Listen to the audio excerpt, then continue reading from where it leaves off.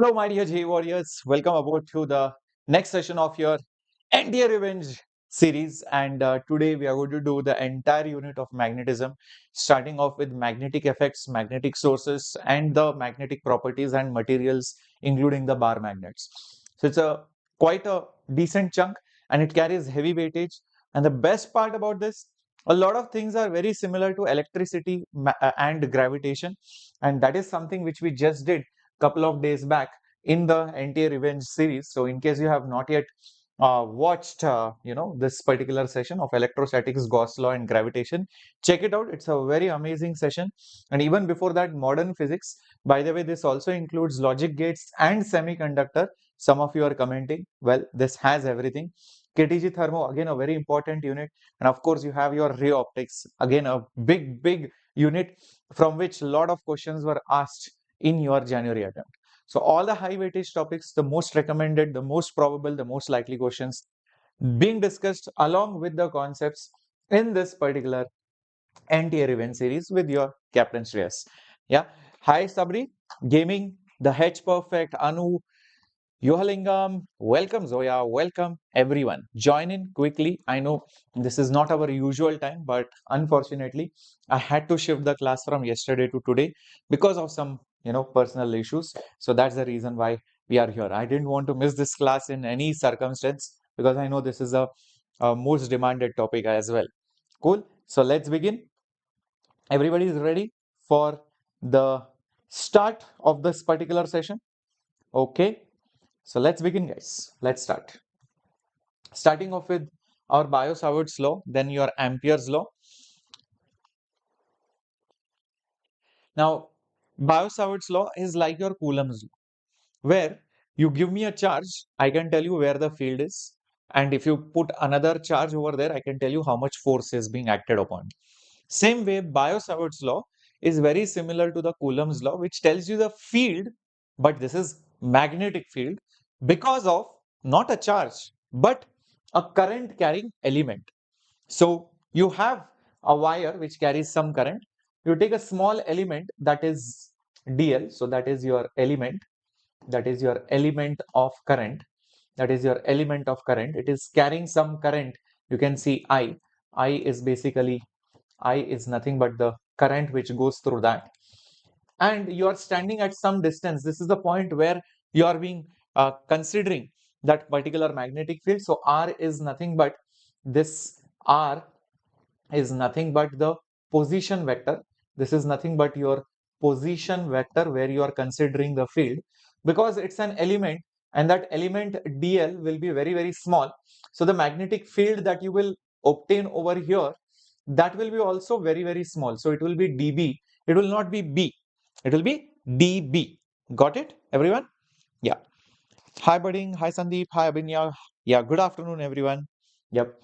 So that magnetic field is given by the formula mu naught by 4 pi IDL, current into the element, okay, into sine theta. Theta is the angle between that element and your position vector, divided by r square.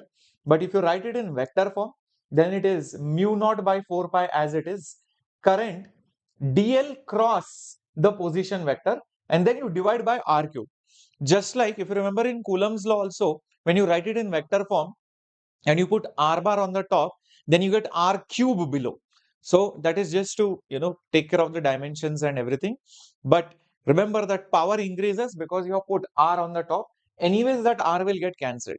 This is just the vector form. So main thing, just remember this scalar form, that is more than enough. And we all know that the value of this particular mu naught by 4 pi is nothing but 10 to the power minus 7 in SI units. Okay. So B is a small magnetic field produced due to a small element of wire carrying current. Okay. Mu naught is called the permeability.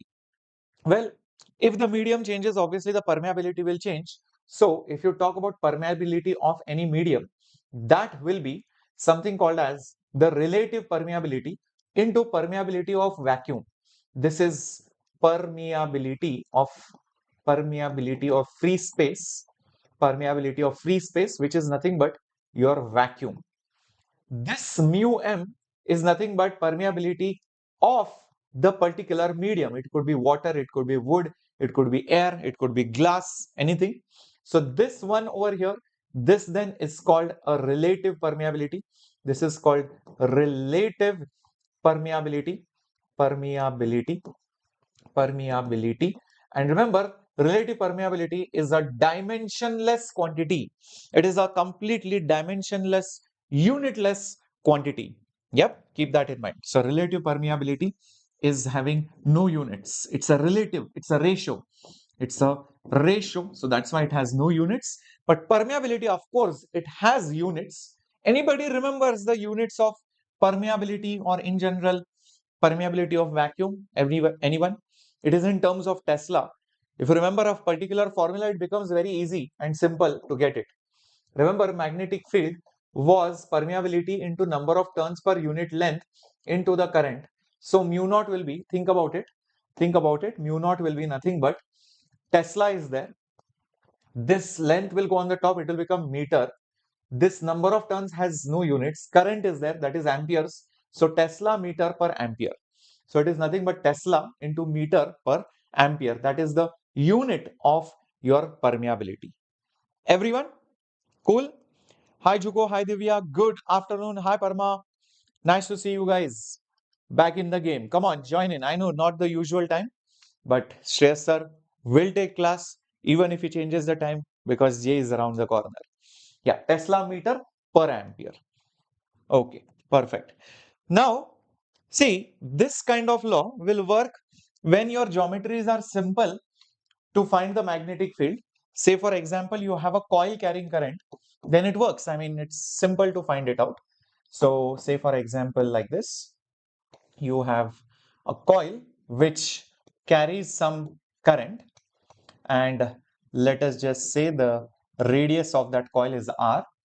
Then, if you ask me what is the magnetic field at the center, magnetic field at the center, I will say it is found by Biot-Savart's law. You integrate it and all, you get the total field due to the all the small elements. It is mu naught current divided by 2 times of R. Now, if by chance there were n number of turns, meaning there was a coil, as in something like this. Okay, there were many turns on it. Just imagine it to be like this now. Okay, just imagine it something like this. Okay, if it now had some n number of turns, if it had n number of turns, obviously the number n will also come over here. Each coil will give that much field, so it will be multiplied n number of times. But if you stand somewhere on the axis, let's say at a distance of x, and at this point, if you ask me the magnetic field, it will be something different. So the magnetic field on the axis will look very similar, but there is a square cube term and all of that. So it will be mu naught current into radius divided by, observe this number 2 also comes. Here you get r square plus x square raised to 3 by 2. Just check this out. R square plus x square raised to 3 by 2. Now what happens if you look at it dimensionally? There is square, there is cube, and there is root. So this square and this root will get cancelled dimensionally for length. So cube of the length is below. But if the power of r is 1 on the top, so 1 power of r and the power of r below is 3. So it will cancel and it will become length square dimensionally. But that can't be true. Always in these formulas, the dimension of length is below and it is only powered 1. So remember, there is always r squared over here. Yeah. So that r square will come over here because dimensionally that will make sense, because r square and r cube cancel out and 1 r will remain lengthwise. Thank you, Ramchandran. Thank you for all the love from Tamil Nadu. Thank you so much. Very good. Sanjay, before 3 p.m., I think around 3 p.m. we should be done. Yeah, it's not big, it's not small either. Obviously, if there are n number of turns, you have no other choice but to also multiply this with n. This is one thing. Another aspect of this kind of problems is where, say, example, you have been given just a coil and you are not taking the entire coil. There is an arc of it. Yes, there is a arc which is formed over here. Yep, there is an arc which is formed over here, something like this. Arc which is formed over here, something like this. This is the current. And then you have been asked, find out what is the magnetic field due to that arc carrying current. So the magnetic field due to that arc will be the same formula. Use this mu naught I divided by 2r. But there will be some angle which it is subtending. Let's say it is theta. So all you need to do is multiply this with a fraction, which is the angle upon the total circular angle, which is 2 pi radians. So just take this as a fraction. This is the arc fraction, meaning if it was a semicircle, this number will come out half, because theta then will be 180 degrees or pi radian. Phi divided by 2 pi will be obviously half. So you are just checking the fraction of contribution of the arc as compared to the complete circle. So that's why you multiply it with this particular number. Okay. So this is this particular number. This particular number over here is the fraction of that circle, the fraction of that particular loop, how much ever you are considering. Great. Awesome. Thank you, Akhilesh. Thank you so much for all the love from Kerala. I remember few students again in the previous sessions from Kerala, because this channel is very popular, I know, in Kerala as well, and not many channels out there for JEE and giving quality content. So that's the most important thing. Maybe there are channels, but at the end of the day, you need to give the best of the best content. And I'm so glad that we are here helping out all the students from South India. Thank you so much, guys. Means a lot. Now, there is one more aspect where you have the magnetic field due to a long wire which is carrying current. But before we go there, let's just go to Ampere's loop law and then we'll go to that. See, just like you had Gauss's law, which used to simplify the process of finding the magnetic fields in electrostatics, here you have Ampere's law, which simplifies the process of finding the magnetic field for certain geometries. Like you can have solenoids, toroids, or even you can say long wires, etc. So over here, all you need is, say for example, there could be some wires like this which are carrying some currents over here, and you start from a point and you start moving around anyhow, and you come back to the same point. That's very important. You don't take a surface, you basically take a loop, a path. That's what you need to take. That path is often called as an Amperian path. It is called as an Amperian path. And every time you move, you are moving some distance, let's say dl, and at that peculiar point, maybe there is some magnetic field. Let's say that magnetic field is B. Now please note that this magnetic field is because of everyone. This magnetic field is because of this wire, this wire, this wire, this wire, every wire. So the magnetic field due to all the wires has to be considered over here. So B dot dl integration cyclic, because you are coming back to the same point. That's why the cyclic integral has been used, is mu naught into I, but this is not any ordinary I. This has to be the current which has been enclosed. The current which has been enclosed. So that becomes your Ampere's law. Now the enclosed current over here are these two currents, as you can see. Let's say I call this current as, say for example, this is I1, let's say this is I2, let's say this is I3, let's say this is I4. So in this particular case, I enclosed will be only I1 and I2. Now you will say, sir, shall I put I1 plus I2? Obviously that is not correct, because the directions are different. So then you will be like, sir, should I put I1 minus I2 or should I put I2 minus I1? The logic for that comes from right hand thumb rule.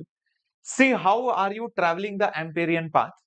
Right now you're going like this. So take your right hand and curl your fingers, curl your fingers, curl your fingers of your right hand in the direction of your Ampere's loop,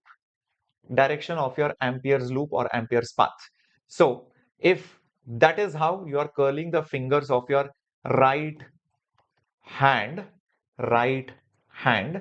That is how it is going as per your Ampere's path. Then the thumb which is there, that gives you the positive direction of the current. Positive direction of the current. As you can see, the thumb is going up. So naturally, current 1 will be positive, current 2 will be negative. Hence, by sign convention, I1 is positive and I2 will be negative. Is that okay, guys? How the sign convention works? Give me a thumbs up.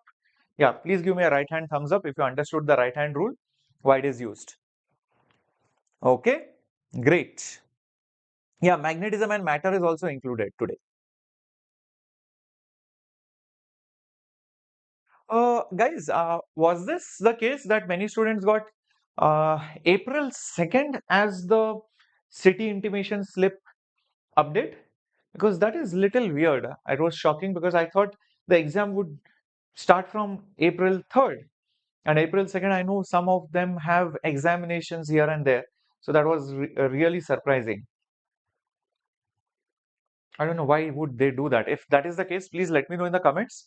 Then we'll see what can be done. Yeah. My exam is on 3rd. How can I manage to solve PYQs and mocks? Any suggestions? SU Magic, if you have completed the syllabus, then I would suggest at least for this next 4 days, just give some 11th standard complete part test, 12th standard complete part test, or some unit test like complete magnetism test, something like that. So see where you lack, etc. That's it. Just give some 3-4 part tests. That's enough for the next 4-5 days. And then move on to full syllabus tests completely. Every day, mandatorily practice one full syllabus mock test. That's what you can do. Okay. Yeah. All right. So I can see many of you are saying that we have the exam on 2nd of April. Okay. So after the this lecture is over, maybe I will talk about it.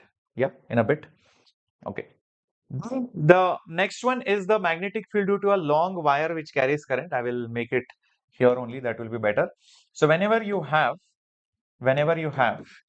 a wire which carries current, let's say this is I, and you want to find the magnetic field due to it, maybe somewhere over here. Let's say this is your distance where you want to find it. So at this particular point, what you do is you draw two lines connecting the ends of that wire, and then label these points, label these angles alpha and beta. So from the point where you want to measure the field, join the ends of the wire and measure the angles with the perpendicular drawn, which will be alpha and beta. That's more than enough. So at this particular point, you will get some magnetic field. Now the direction is again given by right hand rule, just like mentioned over here. Forget that diagram, this one. See, if the current is going like this up, so take a grip of that wire, hold that wire, and the thumb should always point in the direction of the current. Wherever the fingers will curl, that's showing the circular loops of the magnetic field, because magnetic field will be in loops. If the current is going down, then you will hold it like this. If the current is going down, then you will hold it exactly opposite of this. Yeah. In this case, whether you hold it from here or whether I hold it from here, it doesn't matter. The magnetic field lines will still go like this only. But if the current was upside down, then the fingers will turn the other way around, whether you hold it from here or whether I hold it like this. So now also it is going this way. Even if I move from here, still it is going this way only. So it doesn't matter this side or this side, but the thumb where it is pointing, that matters a lot. So in this case, the current is going upwards. So if you hold the right hand with the thumb pointing upwards, the fingers will go inside. So naturally, the magnetic field at this particular point should be inside. And this particular magnetic field is given by mu naught I divided by, instead of 2r, there is 4 pi r, this r, and there is a pi here. Remember for a circle, there was no pi in this formula. There is no pi in the formula for circular loops or arcs. Only for a straight wire, there is a pi in the formula. And then you have sine alpha plus sine of beta. Now there is a special case over here, and that special case is of an infinitely long wire. So whenever you have infinitely long wire, then what happens is alpha and beta both will be 90 degrees, and then the formula for the magnetic field, because sine 90 will be 1 and 1, 1 plus 1 is 2, 2 and 4 cancels, so you will get the answer is mu naught I divided by 2 pi r for an infinitely long wire. For an infinitely long wire. No issues, Jeffrey, join in just now. All right. Okay.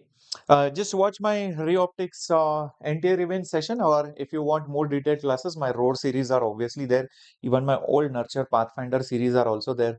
Please clear your concepts. Don't keep saying that it is tough. It is actually very easy. And yeah, questions, yeah, they came of a good level, but it's not unachievable, something which you cannot do. Please go through the lectures. It's very important, guys. Okay. Now, one more thing over here is that whenever you stand on the line of that wire, that means somewhere over here on the line of the wire, then on the axis of that wire, the magnetic field is obviously going to be zero. The magnetic field is obviously going to be a big fat zero. Now, using Ampere's loop law only, you can do one more thing for these straight wires. If you zoom onto this wire, obviously it will look like a cylindrical long wire. So if you zoom onto it, it will probably look something like this, okay. And then you will notice the current is not only going through the center, but it is also going in between, including the ends. So it is distributed. So it is a distributed current, distributed current in a long conductor, So then you will see the magnetic field is not just outside, but also even inside that particular conductor. So outside also it is there, inside also it is there. So the magnetic field inside, then, just like this particular formula, mu naught I by 2 pi r, it will be mu naught I by 2 pi, but that small r goes on the top, and then here you have r square. That is the magnetic field inside. But if you go outside that particular solid cylinder which is carrying that current, so the magnetic field outside is exactly the same formula which I have given here. So it will become mu naught I by 2 pi, and here you have 1 by r. So as you can see, this is inversely proportional to r, whereas here, as you can see, it is directly proportional to r. If you're wondering what the hell is this capital R, well, that is the radius of this conductor. So that R I'm substituting over here. This is a constant, it is not a variable. Okay, so two different formulas when you are inside versus when you are outside of a long conducting wire where the current is distributed uniformly. Okay, great. So that was the thing. I think Ampere's law and this, most of the things are covered, but sometimes you might get the questions on solenoid, etc. So whenever you have coils which are like this, so that is basically your solenoid. So for a solenoid, keep these formulas in mind. When you are outside the solenoid, the magnetic field is zero. But when you are inside that solenoid, the magnetic field is uniform. The magnetic field is uniform. So the magnetic field inside the solenoid is mu naught Ni, but you can also put number of turns per unit length, and then you can put current over here. So this particular number which you are seeing, N by L, that is number of total turns per unit length.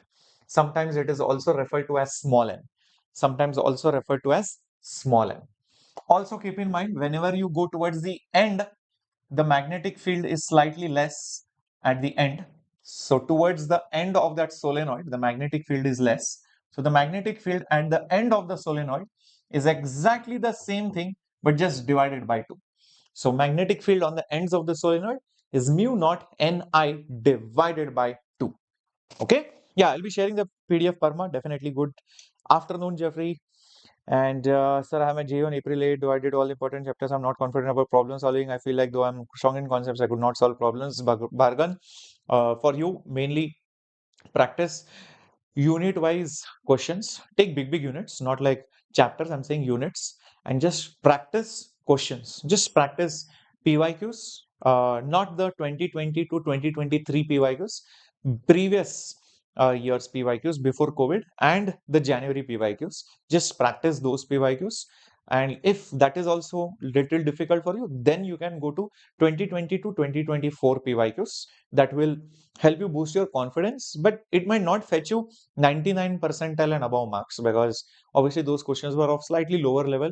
The JEE January attempt was slightly higher level. So obviously in April attempt, generally students score slightly better. So at least you will get 90 percentile above, 95 percentile above. But you have to go beyond that. You have to go a little bit pre-COVID era and do some good PYQs. Okay. So that's the best thing you can do. You can just stick to PYQs. It's perfectly okay. Don't have to find random books now. Okay. Fine, guys. Shall we do the questions now? Shall we do the questions now? All right. So what do we have? Consider a long wire, which is a circular cross section, and it is carrying some current. The current is distributed. That means exactly what we just studied now. The distances from the centers of the cross section are given, or we have to find actually. Inside the wire, outside the wire is half the maximum possible magnetic field anywhere due to the wire will be how much? Oh, okay. So it is the distances from the center of the wire's cross section at which the magnetic field inside and outside is half of the maximum possible field. Now, where is the field maximum? That's something which we will talk about first. As you can see, these formulas, where did it go? Inside versus outside. If you put small r as capital R, by the way, this is proportional to R, so it will keep on increasing. It will become maximum. Then it is inversely proportional to R, so it starts decreasing. So it increases till capital R, and beyond that, it starts reducing. So the magnetic field is maximum when small r equals to capital R. That means on the surface. So the field is maximum at the surface. That means small r is equal to the radius of the wire. The radius of that wire is already given as a. So r is equal to a. Is that okay, everyone?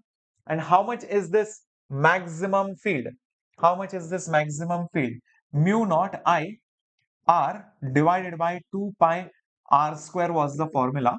So mu naught I, r will be a, and capital R is also a only. So it will be mu naught I divided by 2 pi a. That is what the maximum field will be. So now let's go inside first. When we are inside, the magnetic field inside is half of the maximum field. So the formula is mu naught I small r divided by 2 pi radius, which is a square, is half of the maximum field. That means mu naught I divided by 2 pi into a. Mu naught I pi 2 just got cancelled. A also got cancelled. So r by a is equal to 1 by 2. Just check this out. So therefore, small r is equal to a by 2. So a by 2 should be the answer for the first one. So I can see it over here as well as over here. Can you see that, guys? Either it is A or it is C. But we have one more job to do, and that is for outside part. When you are outside, again the field is half of the maximum field, and the formula is mu naught I by 2 pi r. I do not know what that r is when I'm outside. Half of maximum. The maximum formula is mu naught I divided by 2 pi a. Okay, mu naught I 2 pi gone. So I'm just left with 1 by r is equal to 1 by 2a. Is that right? So take reciprocal. So r will be equal to 2a. So 2a is there either here or here, but I want both them to be matching. So C option is the only correct option. Very good. Yes, answer is C, Juko. Very good, SV Magics. Awesome. Sir, will it be enough if I follow this entire event series and PYQs? Yes, but practice a lot of PYQs because you have so much time apart from the entire event series. So entire event series might go on two times a day, but today is the last day. Guys, we are bringing something really amazing for all of you. Yeah, for the next 3 days, starting Monday. So gear up for it. I want everybody to be supercharged for your next few days, because you will have a lot of time to practice apart from the sessions on the channel. And the sessions on the channel are power packed. I mean, lot of information, lot of things, lot of theory, lot of concepts, lot of problem solving happening here, which otherwise you would not be doing. It pushes you throughout the day. Use that momentum and start solving problems. Okay. So both are needed. You cannot just sit at home and say, I will just practice, because then you will lack motivation. You will lack what is happening. So that's why you have to come here. But just coming here is not enough. Use this momentum and practice more problems. All right. So moving on to the next one coming up on your screen. An infinite wire has a circular bend of radius, okay, as shown the magnitude of the field at the origin O of that arc is given by, okay, let's try to solve this, guys. First of all, there are some parts which will not contribute only. Like I will say you this one. This particular one has no contribution at this point because you are on the axis. So this has no contribution in the field. So ignore that. Then what about this particular wire starting from here to here, which is a straight wire carrying some current? I think it is one end is directly in front of the point. The other end is at infinity. You can see that.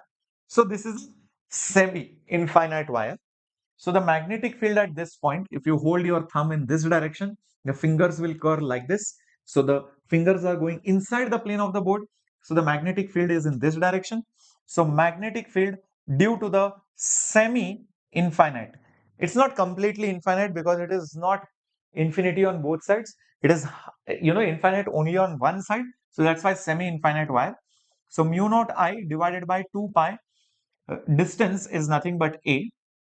Sine, see, one point is in front of it, so the angle made in the first case will be 0. So sine of 0 plus the other point is going to make an angle of 90 degrees. The other point is going to make an angle of 90 degrees. So this will be sine of 90.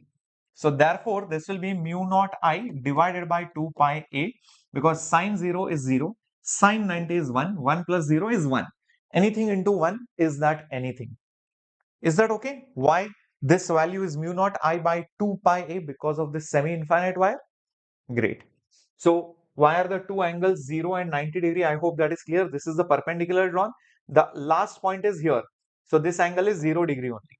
But the other point is somewhere here. This will tend towards 90 degree. So better put it as 90 as the limit. So sine 90 is 1. Now another part is there, which is this part, which is the arc part. So due to the arc, how much contribution will be there? Well, the current is going like this. Curl the fingers in the direction of the current. The thumb is automatically going inside. So again, this field will add. So the magnetic field due to the arc formula was mu naught I divided by 2 times radius, which is just A, into how much is that fraction? Directly put 3/4. Why am I putting 3/4? Come on, this is a complete circle. This is 1/4, second quarter, third quarter, fourth quarter. So these are 3/4. Yeah, there are 3 quarters in it as compared to the circle. Definitely it will be 3/4. So hence the answer will be mu naught I divided by, there is 3 over here, 2 4s are 8, 8 times of A. So 3 mu naught I by 8A is going to be there, and these both will add. And where are they adding? They are just adding in option B, I feel. Just check this out. Mu naught I and 3 pi by 4 pi A into 2. Pi cancels, 4 2s are 8. Yes, perfect. It is matching, guys. And the second term, mu naught I by 4 pi A. And 4 pi A, why is this? Oh, sorry guys, I think I made a mistake over here. This was not 2 pi A, my bad. This was 4 pi. Sorry. This was 4 pi A. So sorry, this was 4 pi A. Yep, my bad. When we substitute it in the formula, there had to be 4 pi in that denominator. I by mistakenly took this, my bad. So this had to be 4 pi. Yeah. So taking that into account, yep. So check if the second term will be mu naught into I divided by 4 pi A. Perfect. Everything is matching. Okay. So option B is the correct answer.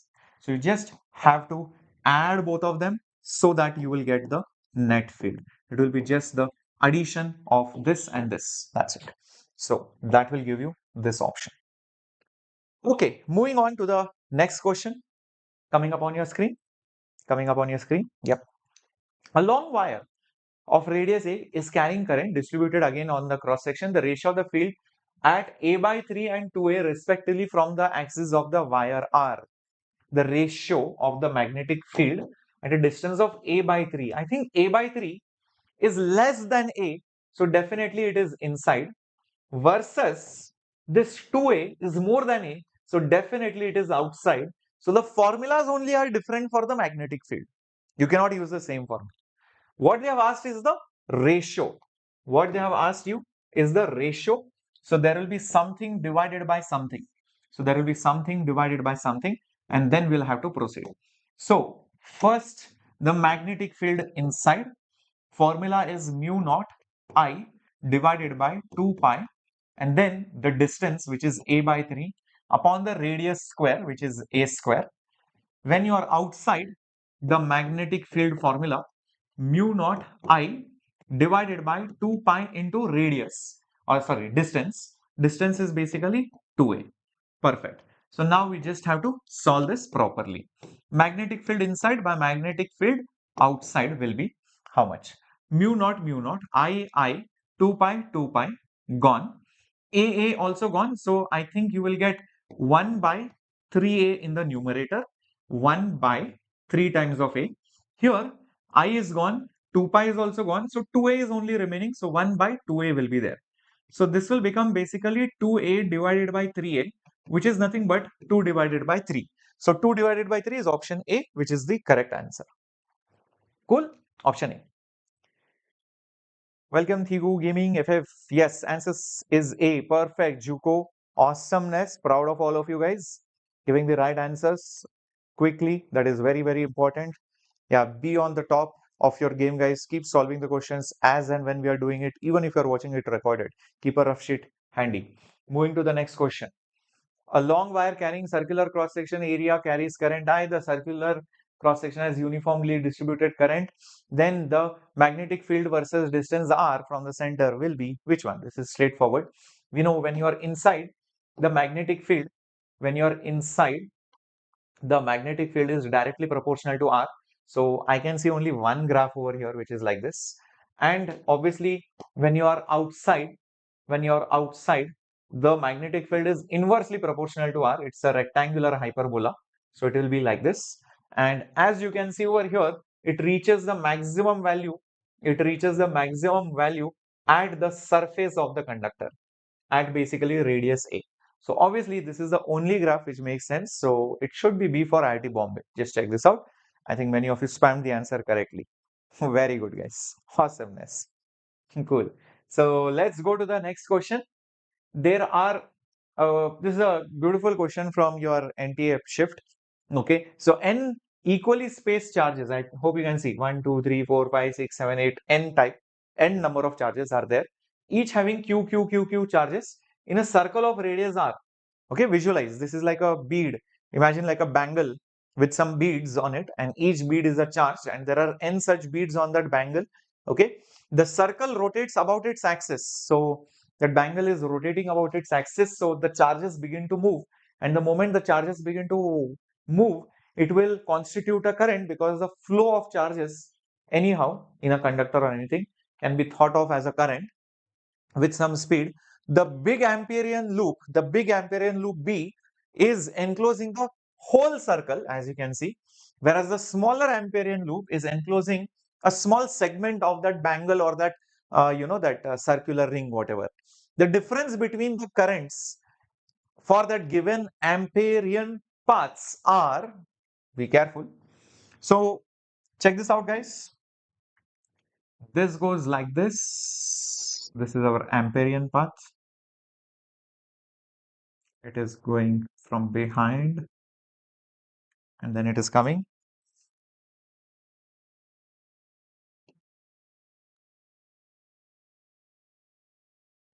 like this.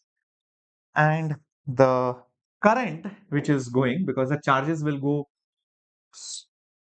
The charges will go inside of it. It will pierce over here, as you can see, and some charge will come outside from here. It will pierce from this like this. So because the charges are moving, definitely there is a current in that particular loop. So whatever current is going in is also the current going out. So can you think and tell me, for that Amperian loop B, for the Amperian loop B, what is that enclosed current? Whatever current is going out is coming in, so the net current enclosed is definitely a big fat zero, because they follow sign convention, isn't it? They just follow sign convention. Great. So net current enclosed for B is zero, so this is zero. So whatever this term will be only IA. So now concentrate completely on this particular thing, which is just this, Yep. So now over here, as you can see, the current which is piercing through it is only this much. That's it. Only one current is piercing through it. So the current through the loop A, which is going to be enclosed, is just that current which is flowing in that circuit. It's just simply that current which is flowing in that circuit. And that current will be nothing but the charge which goes per unit time. But if I take the complete time period, I will get the total charge upon the total time, because in one time period, all the charges would have gone through it. So the total charge will be number of charges into each charge, and the time period obviously is 2 pi divided by omega. So it will be nq omega divided by 2 pi. That is this particular value. So naturally, our answer of IA minus IB will be this minus this. So it will be NQ omega divided by 2 pi minus 0, which is NQ omega divided by 2 pi. NQ omega divided by 2 pi is option B for IIT Bombay. Is that clear, everyone? Hi, Revati. Welcome. Good afternoon, everyone. Did you love this question? Yes or no? Beautiful question. Yep, on Ampere's loop law asked by NTA. Nice concepts. Here you have to see current in and current out. Both are the same, equal, opposite, so cancelled out. Here only one current is going. Current is charge per unit time. So time is whole period. By circular motion, it is 2 pi by omega. Substitute and you got the answer. Okay. Now, the force on a charge which is moving in a uniform magnetic and electric field, which is also basically called as your Lorentz force, and their formulas, Lorentz force, is given by the force is given by, if you know the charge, you can put it over here. I'll put it 2 times because there will be 2 terms over here. Charge into the electric field, and charge into the magnetic field if it is here. The velocity of the charge if it is here, you cross it over here, that's it, and you add them, you will get the net force. So if you want, you can put a bracket over here, that's okay. So this is the Lorentz force due to the electric and magnetic field. This is electric field force, charge into field is the force. The magnetic force is charge into velocity into the magnetic field. So this particular component is only the electric force. Electric force can all, one important point is it can act on stationary particle. It can act on a stationary particle, number one. And number two, it definitely does work. It definitely does amount of work, and it can change magnitude and direction both. It can change which direction it is going by applying a force, by changing the direction. It can also accelerate or decelerate that charged particle. But here, if you notice this particular part, which is your magnetic force, this magnetic force component, okay, it can act only on moving particles, because if velocity is 0, v will be 0, gone. That component only will be 0. Only on moving charges, nobody else. Number 2, that force will be perpendicular to the velocity, means the instantaneous displacement, because it's a cross product. So it can never do work. It never does work. It never ever does work. So if it never does work, it can't change the kinetic energy, it can't change the speed. So that means it can only change, it can only change what? The direction, nothing else. The maximum that it can do is change the direction, but it can never ever affect the speed of that particular particle. Certain cases which you should remember from this. First is where you have the magnetic field in this particular way, and the charged particle is in a transverse motion. This is the charge, this is the velocity. Transverse motion means the motion is perpendicular to the magnetic field. So there will be some radius of that circular path. This will perform uniform circular motion. Radius will be given by mass into velocity divided by charge into magnetic field, and the time period will be given by 2 pi m divided by q into b. This is the formula for a transverse field. For a transverse motion of a charge in magnetic field. Very important. But second case, again also very important, where you might have the magnetic field and the velocity making an angle. So if this is the magnetic field, and let's say if this is the charge which is making an angle, the motion, then the motion which will be done, that will look something like this. Yeah, that is a helical motion.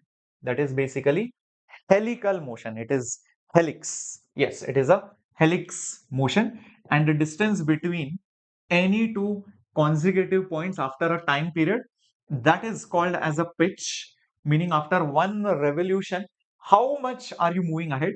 So that pitch is always, if this is theta, the v cos theta component multiplied by the time period.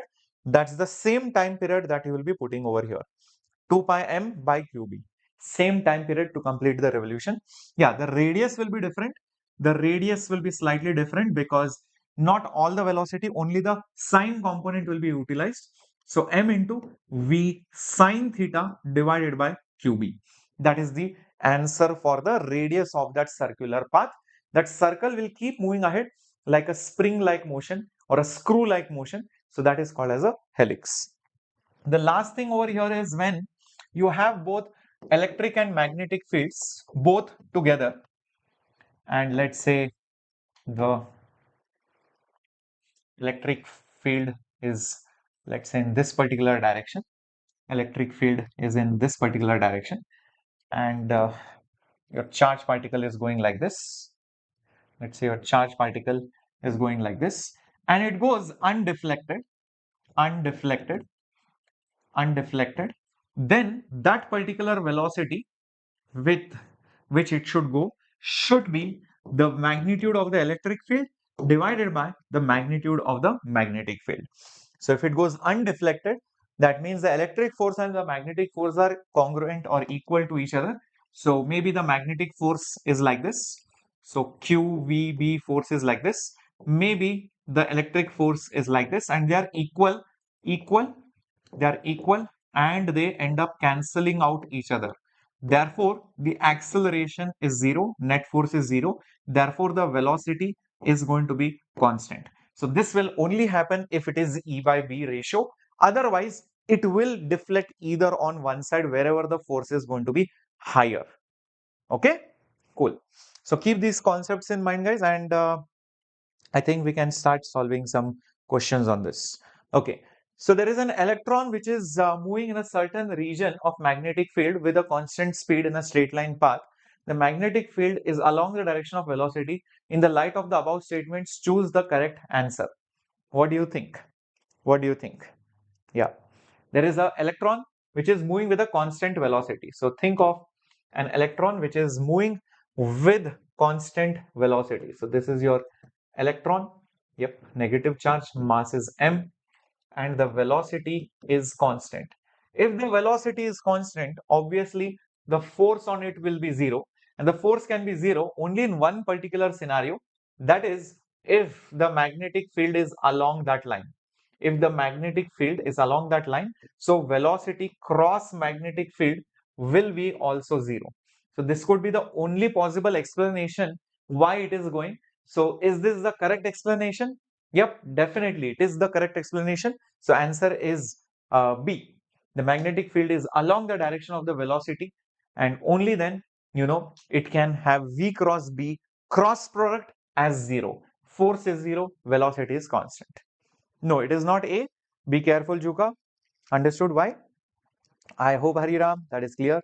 When to attend mock tests and unit tests are additional to this YouTube session. See, if you're confident with more or less, I'm telling even 60% confident with your chapters, then go on with full syllabus mock tests. But if you feel the need for part test, maximum do it till Monday. But beyond that, please go on to full syllabus tests. Okay, don't go beyond Monday or Tuesday to part tests. You'll have to go lot of at least one mock test. Two mock tests you cannot do. One mock test per day is a good enough I would say practice, because apart from the mock test you need to revise the theory, do problems, maybe you'll have to uh, touch up few topics, you have to clear out all your mistakes or doubts, so that will also take some time. So one mock test per day after Monday is a good strategy that you can apply. Maybe from Tuesday, Wednesday you can start off with full syllabus mock tests. Okay, great, awesome. So moving on to the next one on your screen. Match the following: magnetic induction, intensity, flux, and moment. Okay, few terms we'll be studying in a bit, but I'm pretty sure you are aware of these terms. So just think which term is what. Which term is what? Magnetic induction, guys. What is the meaning of magnetic induction, magnetic intensity? Come on, everyone. Magnetic intensity. So these some of these terms will come in the magnetic materials chapter. Magnetic induction means nothing but magnetic field. Basically, they are asking you the field. That's it. The unit is Tesla, but Tesla is not there. Other unit is Gauss. So a Gauss and 10 to the power minus 4 Tesla. That's the conversion. That's the conversion, right? So I think that go together. So A will go with 3. A will go with 3. I think it is there here, here, as well as here. Perfect. Okay, let's go with the next one. If you do not remember magnetic intensity, no problem. At least you remember magnetic flux, right? Magnetic flux, phi, is Weber, is nothing but Weber. So C will go with 2. C will go with 2. It's only here. That's enough for me to solve. I cannot see C anywhere else. So this has to be the correct answer. So option A is correct. You don't even have to break your head over other options. But even if you want to, like the magnetic moment, yep. Come on, guys, magnetic moment, D. Yes, NIA, magnetic moment M is number of turns into current into the area. Current is ampere, area is meter square. So do you see ampere meter square over here? So D will go with 1. So D will definitely go with 1. Naturally, you can see the magnetic intensity will go with ampere meter. That is the unit for that, which is for 4. Magnetic intensity. Yes, that is H. If you are forgotten, H, that is nothing but magnetic field divided by mu naught. So that will be just N into I, which is nothing but number of turns per unit length into current. This has no unit. Current is ampere, length is meter. So that is what it should be, guys. Yeah, ampere per meter. It should have been per meter. I don't know why they put ampere meter. It should have been per meter. Yeah, ampere per meter. Is that okay, guys? Everyone? Shall we do the next question coming up on your screen? An electron projected perpendicular to the field moves in a circle if Bohr's quantization from modern physics is applicable, then the radius of the electron orbit in the first excited state will be how much? Come on, everybody, figure this out. Come on. What are you going to do? Which formula are you going to apply in this particular problem? An electron is perpendicular to the magnetic field, so it goes in a circle. So that means there must be some radius. So if it is performing uniform circular motion, mv by qb, that is the formula that you will be using. Okay, standard. But if the second part says Bohr's quantization is applicable, that means angular momentum is some nh divided by 2 pi. So this is that quantization postulate which is there in Bohr's model. Angular momentum is mv into r, so that is nothing but nh by 2 pi. Okay, fair enough. Then the radius of the orbit in the first excited state. So I think we'll have to get rid of velocity now. So n into h divided by 2 pi. This mass and radius will come below over here. So m into r. So mr I have just brought it here. So substitute everything now.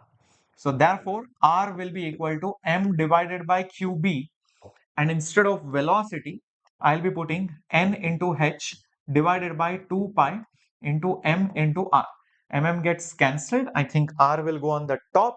So therefore it will just become r square.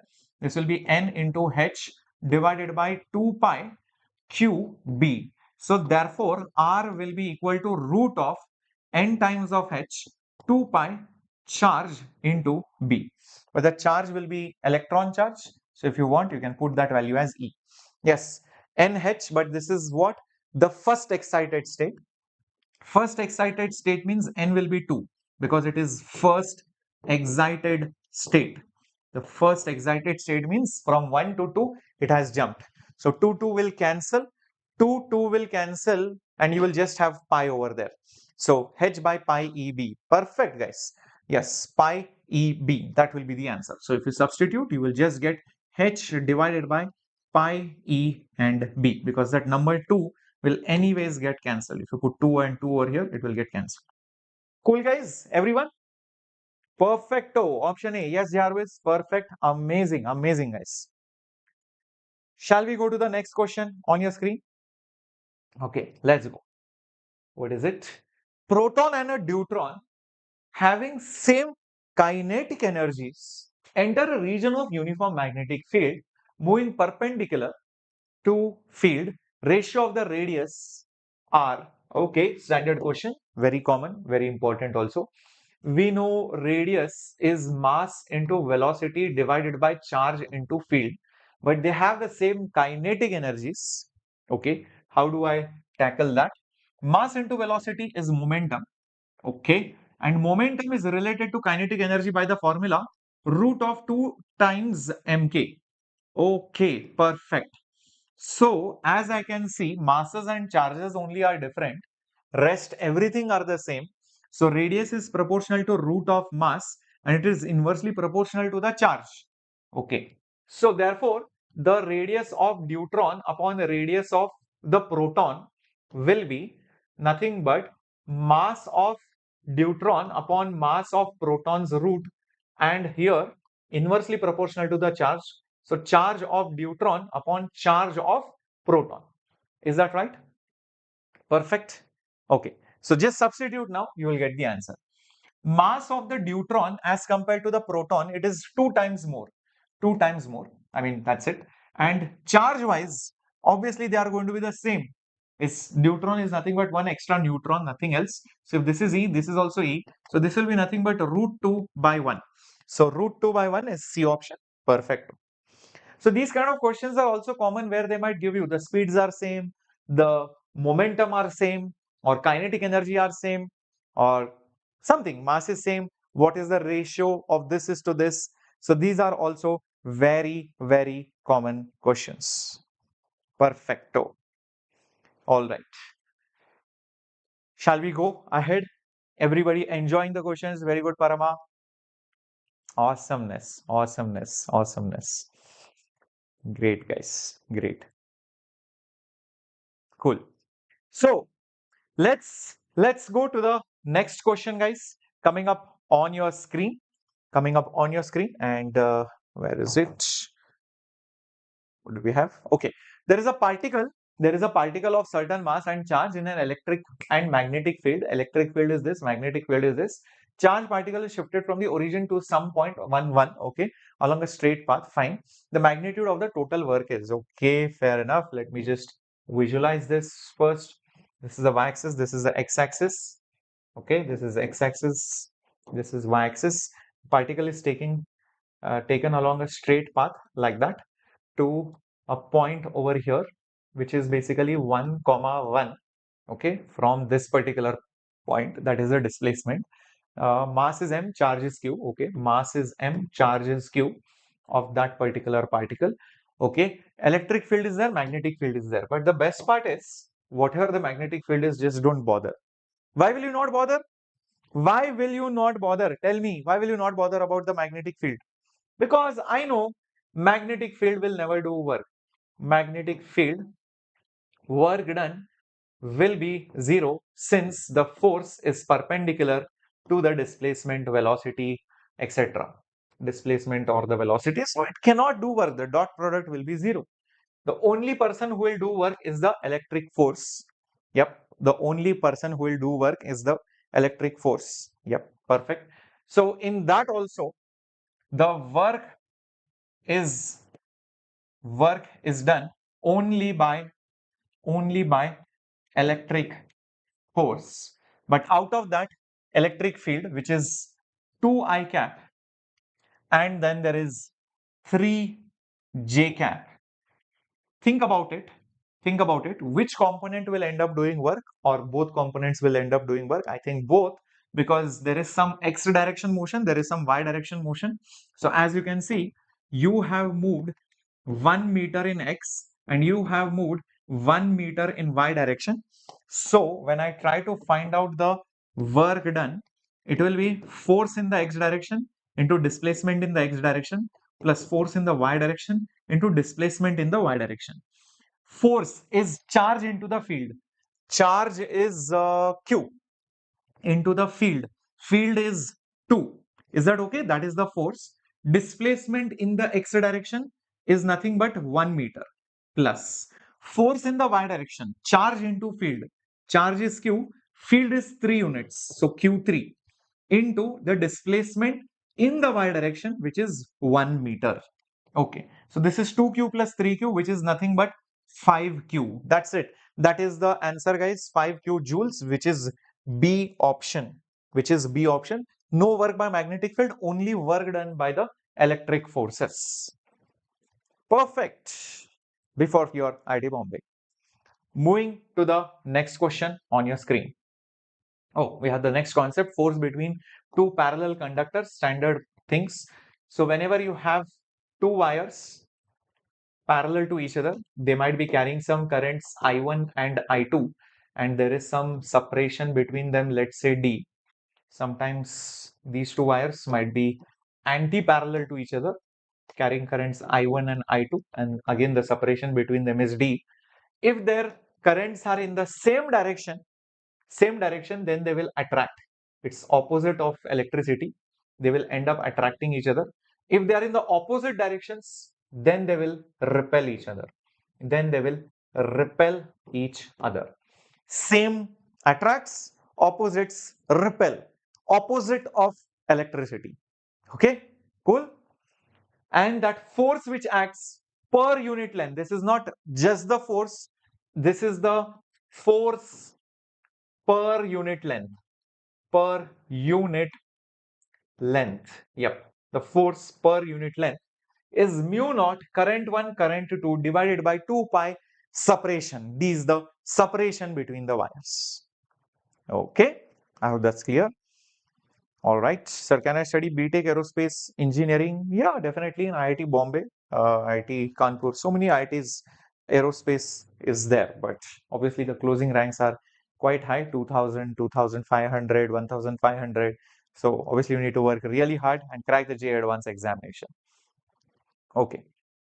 Now, apart from this, there is one more thing which you should know is that if at all you have a wire which carries current, say for example like this, and it is placed in somebody else's magnetic field, let's say like this, then the force on the current carrying wire, then the force on the current carrying wire due to external field, is given by current,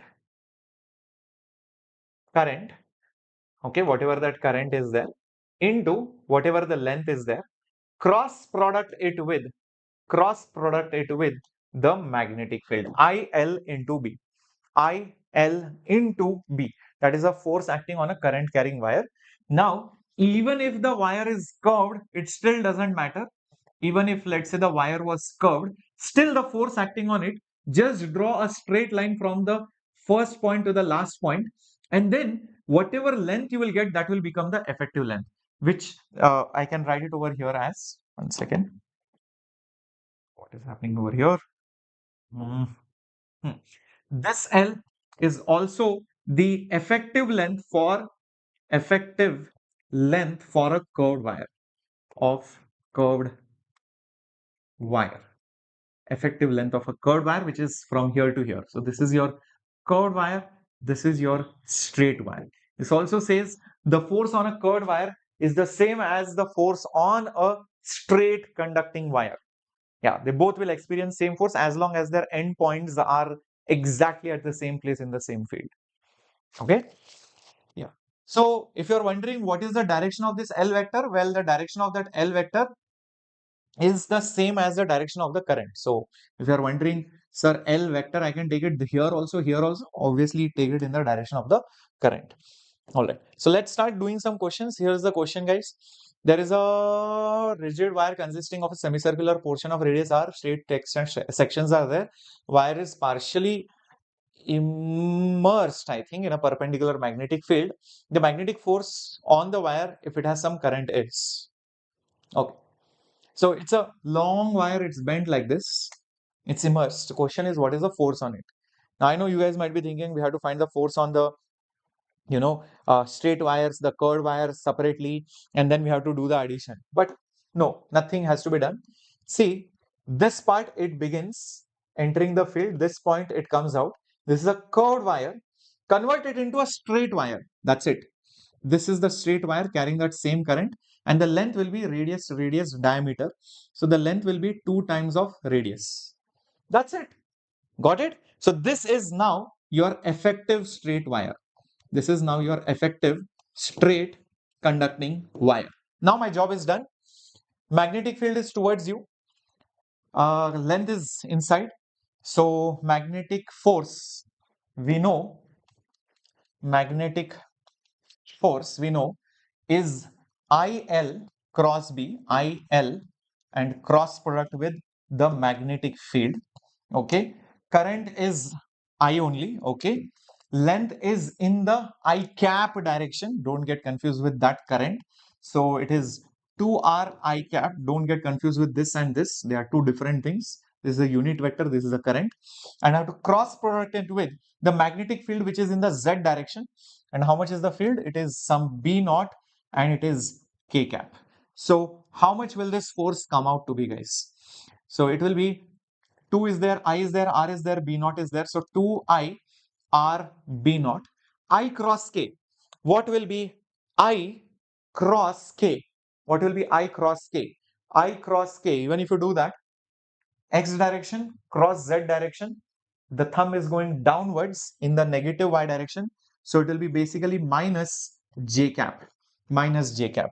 So I think it should be B option. Yes, it is B option. I cross K will be minus J cap.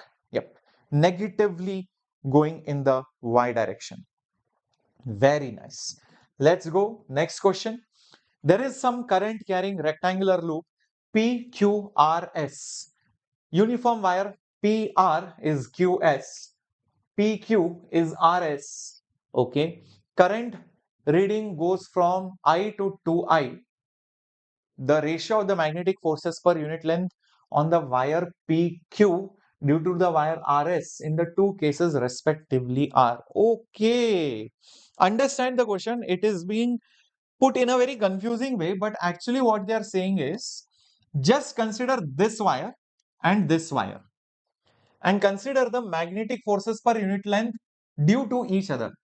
Obviously, when the current comes, it will get distributed here and here, right? So if this was I, this would be I by 2 and this will be also I by 2.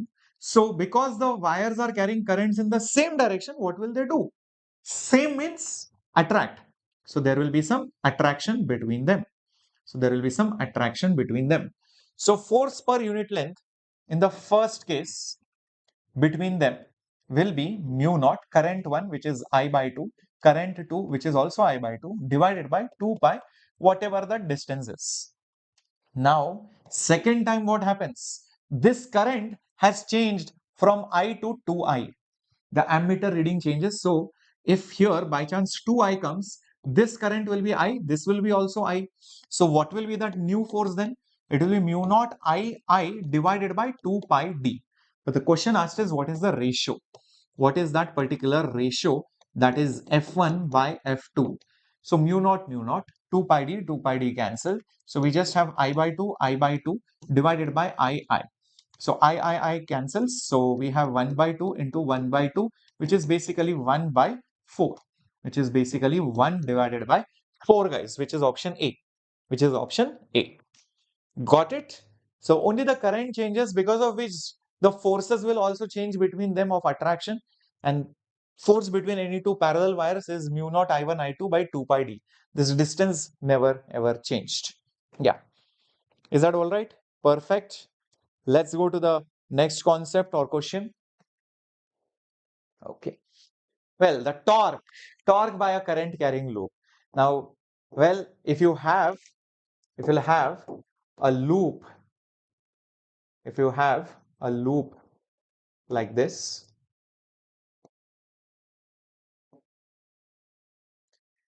carrying some current, and let's say it has some area which is enclosed, then one part of it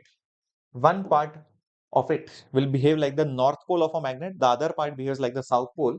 So if you hold your fingers in the direction of the current, the thumb will point towards wherever that north pole is, and obviously the other side will be the south pole. So it behaves like a magnetic dipole, and hence there will be a magnetic dipole moment. There will be a magnetic dipole moment, and that magnetic dipole moment, this is the magnetic dipole moment, dipoles, two poles, north pole, south pole, is number of turns into the current into the area, NIA. That is the formula. NIA is the magnetic dipole moment. Now, if this particular magnetic moment is placed in somebody else's field, this is not its own field, this is somebody else's field, this is external field, then it experiences a torque. Yep, so it will experience a torque. So the torque which it experiences due to external field is given by the cross product of the magnetic moment with that particular external magnetic field. Now you should know these things, that the torque will be maximum when the cross product is maximum, that means sine 90. So when theta is basically 90 degrees, but the same torque will be minimum, in fact it will be 0 when theta is either 0 degree or it is 180 degrees. So when the torque is 0, that is the condition of equilibrium. It is the condition of equilibrium. So it is in a kind of equilibrium. In fact, when it is 0 degree, it is said to be in the stable equilibrium, and when it is 180 degree, it is said to be in the unstable equilibrium. So if the magnetic field is in the same direction as the field, theta is 0, it is stable. If magnetic field is opposite to the magnetic moment, then gone, it is in unstable equilibrium. The last concept over here is the concept of energy. So there is some potential energy which is stored in it. The potential energy which is stored in it is given by very similar formula. but there is a dot product involved with a negative sign. It is just minus M vector dot producted with the magnetic field. Dot producted with the magnetic field. Yes. So when you see angle is 90 degree, the dot product will be 0. So the potential energy will be 0. So when the torque is maximum, theta is 90. Remember, the potential energy will be 0 joules. 0 joules. And when it is stable equilibrium, theta is 0, cos 0 is 1. So negative 1 will be the answer. So potential energy will be minus mb. It is stable. If you make theta as 180, minus mb cos 180, cos 180 is minus 1 into minus 1 will become plus 1. So potential energy will become plus mb. Lastly, this particular loop will never experience any force. So if you ask me what is the net force on that loop, always it will be 0. That loop in the magnetic field will never experience any net force, but those forces act from different points, so they end up producing a torque. So the torque is always there, the force is never ever there. Keep that in mind. Okay, everyone with me? All right, so let's move with some questions. There is a magnetic field in the y direction. There is a loop of some sides with some current in the yz plane. Current is in the anti-clockwise if you see it from negative x-axis. The magnitude and the direction of the torque, I feel without drawing the diagram, it might look little confusing. Okay, so these are the axes, guys. This is your x-axis, this is your z-axis, this is your y-axis, this is your origin. The magnetic field is on the positive y direction. Okay, rectangular loop is in the yz plane. Okay, so it's in the yz plane, y and z plane. So like this, then like this, like this, like this. So this is our loop. Are you able to visualize this? Okay, and the magnetic field is along the y-axis, y direction. Okay, so the magnetic field is like this. And how much is the value of the magnetic field? 2 into 10 to the power minus 3 Tesla. 2 into 10 to the power minus 3 Tesla is that magnetic field. Okay. Now, if you look from negative side of the x-axis, that means from this side. So this is obviously negative side. From this side, the current looks anti-clockwise. So if I'm behind here, that loop is in front of me. Clock is this way, anti-clock is the other way. So I will see that the current is anti-clockwise, means the current is going like this. So the current is going like this. Where will that magnetic moment be? The current is already given. It is 5 amperes. Magnetic moment. Hold your right hand fingers, curl it in the anti-clockwise direction. The thumb is coming towards this side, which is the negative side. So the magnetic moment is exactly over here. So this is your magnetic moment, which is NIA. Yep, exactly in the minus x direction. So obviously there will be a torque now because there is an angle between the moment and the field, and it is M cross B. M cross B, magnetic moment cross producted with field. Hold your right hand. You have to really twist your arm like this. You can't get it otherwise, or you just probably do it like this. M cross field. Your thumb will go inside. Your thumb is going inside, guys. So check this out. If the thumb is going inside like this, so that is the direction of the torque. The torque is in the z direction, but negative z. Can you see that, guys? I hope you are able to see that perfectly. So the torque is M cross B. M cross B. M, magnetic moment, is in the negative I cap. Field is in the J cap. This cross producted will give you minus K cap, guys. This will give you minus K cap. Just check this out. M cross B comes out in the negative Z direction. Yes, so it should be like this. This is where the torque is. Negative Z is only there here. But if you want to find the magnitude, it's not a big deal. First, find the magnetic moment. Magnetic moment is number of turns. How many turns are there? Only one turn is there. current is 5 amperes. Area will be this into this. So 0.2 meters into 0.1 meters. That's your magnetic moment. Field value is 2 into 10 to the power minus 3. Lastly, angle between them, check it out properly. Over here, it is 90 degree. So sine of 90 degree. So solve this and see what is the value of torque that you are getting. You should get it as 2 into 10 to the power minus 4 Newton meter. I think you will get it because 5 into 0.2, guys, it is 1. So 0.1 and minus 3, 10 raised to minus 4. Yes, 2 into 10 to the power minus 4 Newton meter. Option A is the correct answer. So obviously visualization is needed. Without drawing this diagram, it will become crazy. In the exam, you might think you are wasting time, but you're actually wasting time if you are getting it wrong. Because if you got it wrong, what's the point of doing it? You will anyways get negative marks. In fact, whatever you got in the previous questions correctly, you are sucking away those marks. So better do it properly than just doing it for the sake of doing something. Yeah. Is it normal of the plane or the direction of the internal magnetic field? Joko, magnetic moment is always perpendicular to the plane of the coil. So let's say this is the coil. Coil is going along this rectangular loop. So the moment will be perpendicular to it like this. Okay. Now in this case, the coil was like that. I am on the negative side. The current was going anti-clockwise. So if I curl my fingers, the magnetic moment is coming into my mouth like this. The magnetic field was upwards.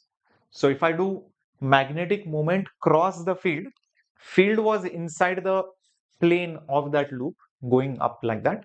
So then the torque came in this direction, in the negative Z direction. So the torque was in the negative Z direction. Is that okay? Now clear?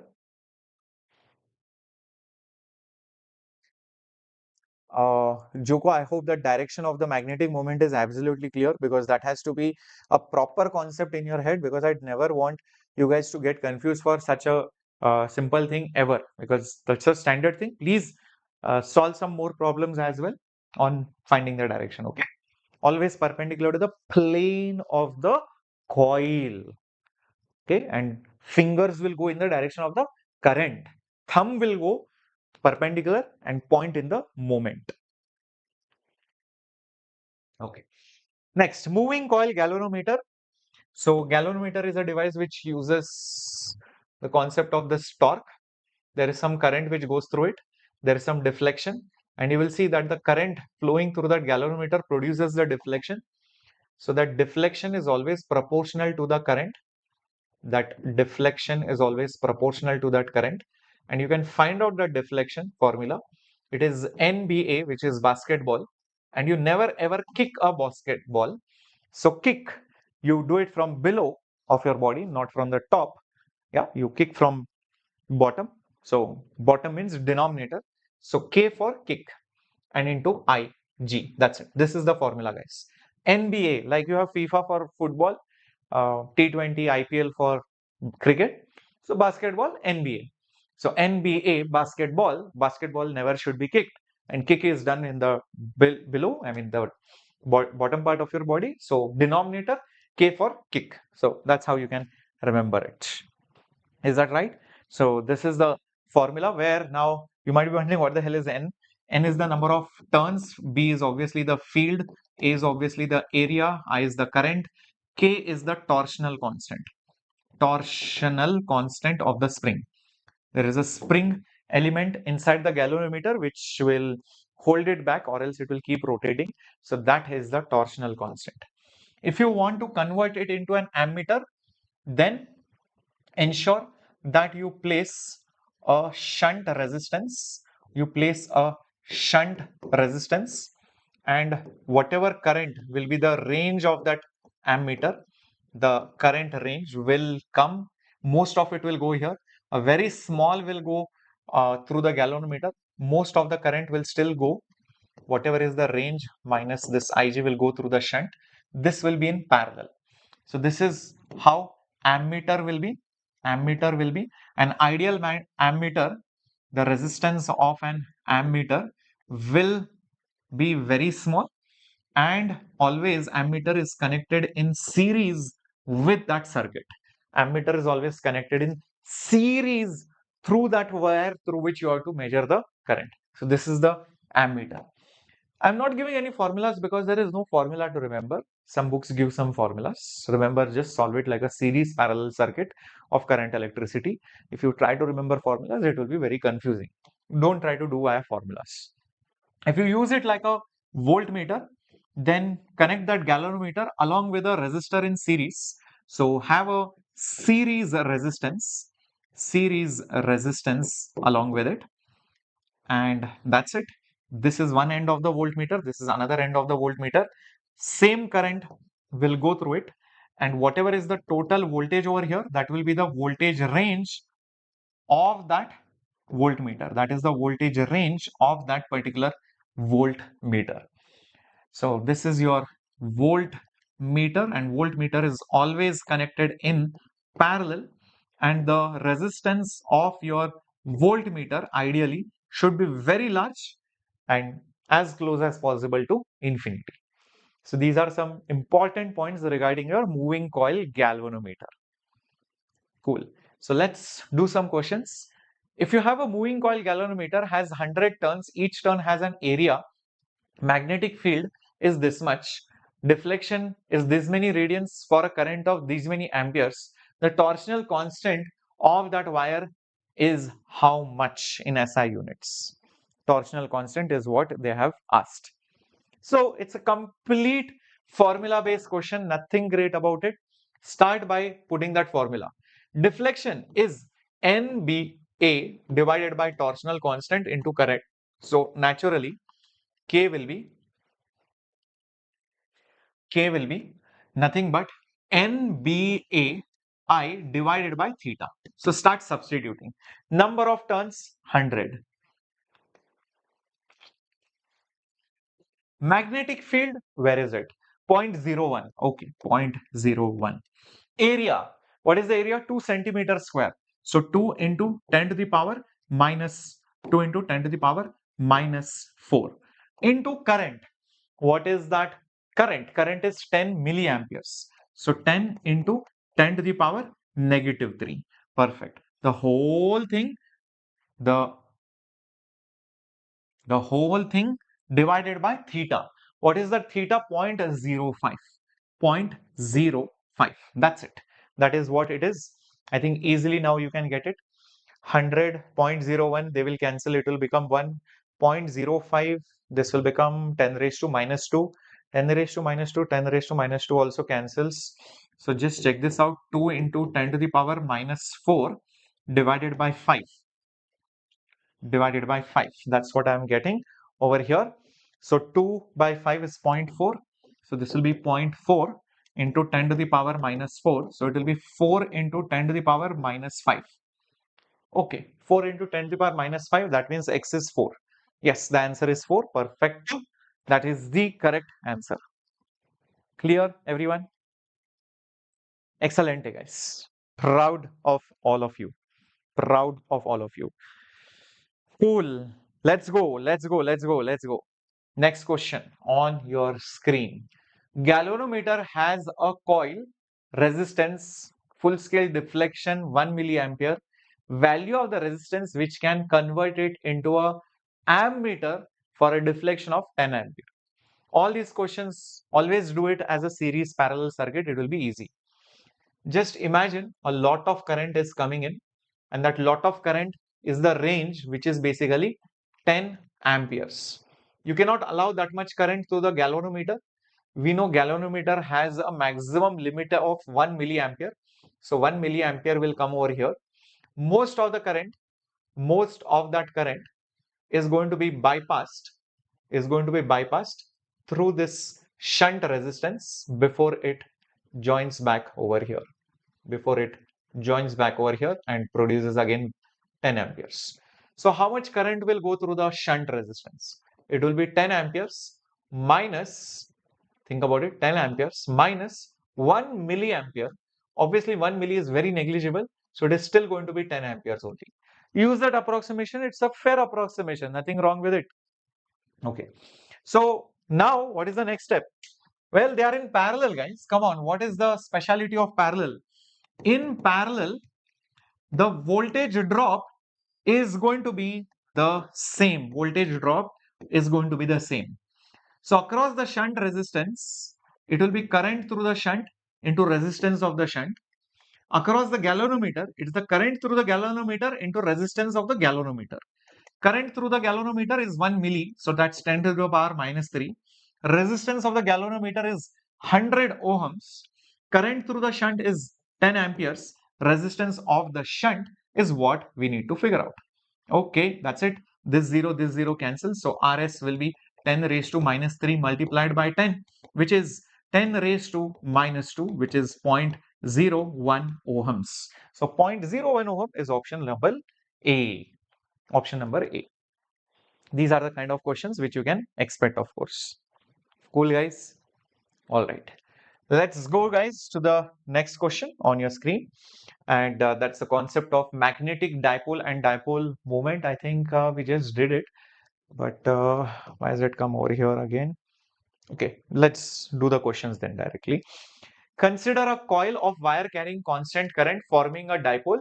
Magnetic flux of an infinite plane which contains the coil and excludes the coil is phi I, and the flux through the coil area is phi naught. Which of the following option is correct? Okay, so let's consider an infinite plane and there is a coil in it. So just imagine this is that coil, and let's imagine an infinite plane.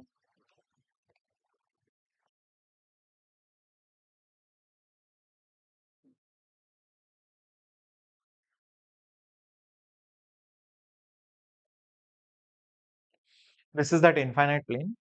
Okay, and now how will the magnetic fields look like and everything? Let's think about it. See, because this is carrying some current, okay, so it will produce some magnetic field. Some of the magnetic field will go like this. Some magnetic field will go from here, right? Some magnetic field will go from here. This will go like this. And from behind again it is going to come. Okay, fair enough. And you have to consider two sections now. First section, just visualize this. This outside part, that is the area of that plane, but it excludes the circular cross section.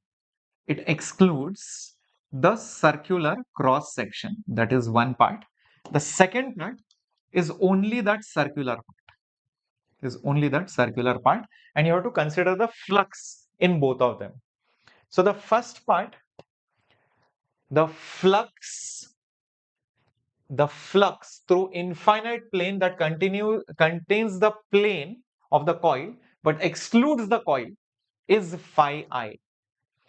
And the second part, the flux through the area of the coil is phi naught. Now let me tell you, if you consider that only circular coil, the flux is coming this way out, so that is your phi naught, and the same field lines are going inside through that plane, and it is going this way, and that is your phi I. That is your phi I. They are equal but opposite, so sign will be different. That's it. So magnitude wise they will be equal. Why are they equal? Because the same field lines which are coming out are going in. Look at it. Whatever magnetic field line was coming out from here is going inside. So whatever is coming out from this coil is going inside. Whatever is coming out from here is again piercing through it. So whatever is coming out is going in. So flux is the same. It's only the direction which is opposite. Got it, guys? Yeah. Yeah. Cool. Ammeter is connected in series, but the resistance inside,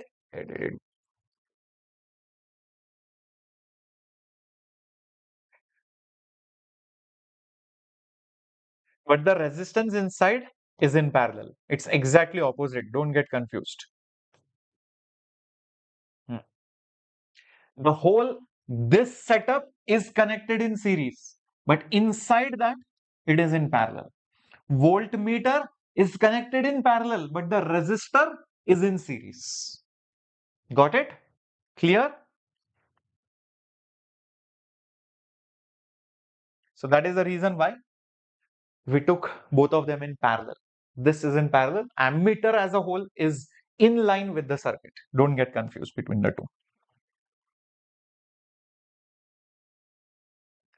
Next question. The magnetic needle, magnetic moment of inertia, SHM, field, time taken, 10 oscillations.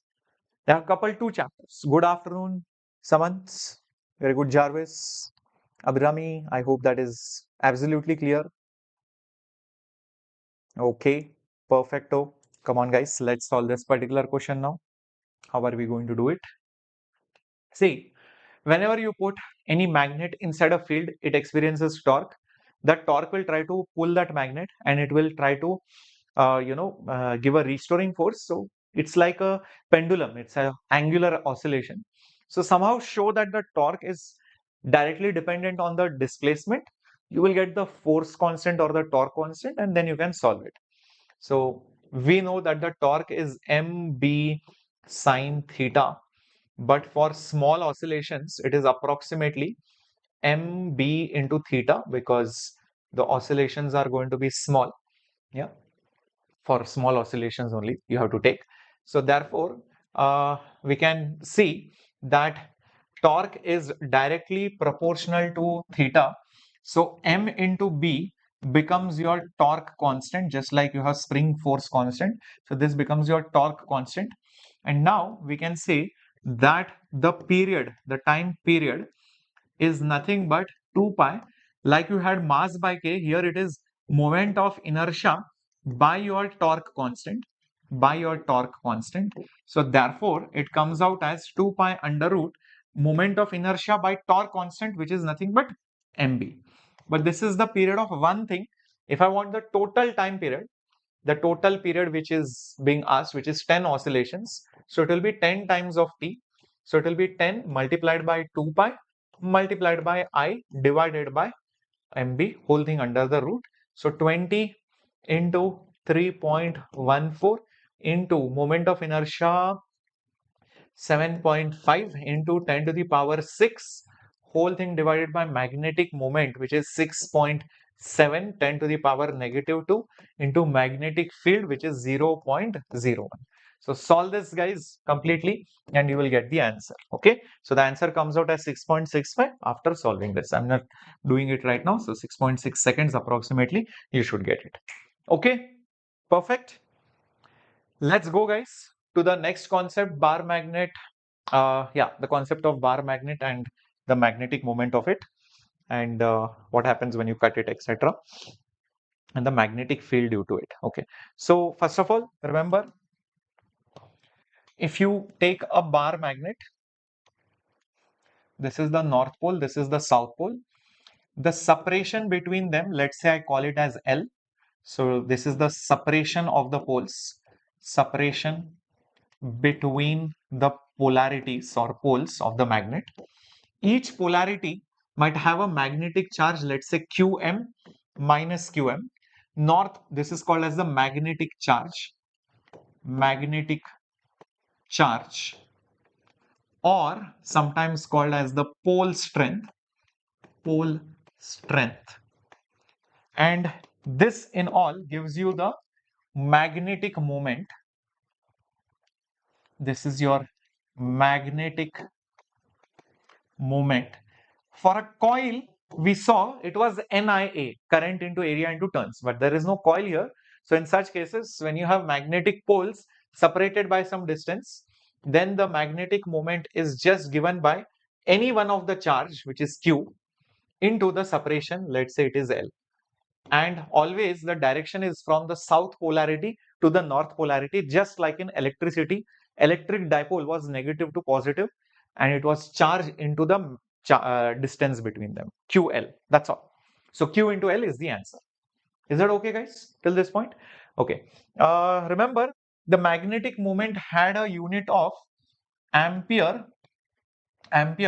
meter square, ampere meter square. Length obviously is measured in meter. Now you can guess the unit of the magnetic charge. Quickly spam the answer in the chat box.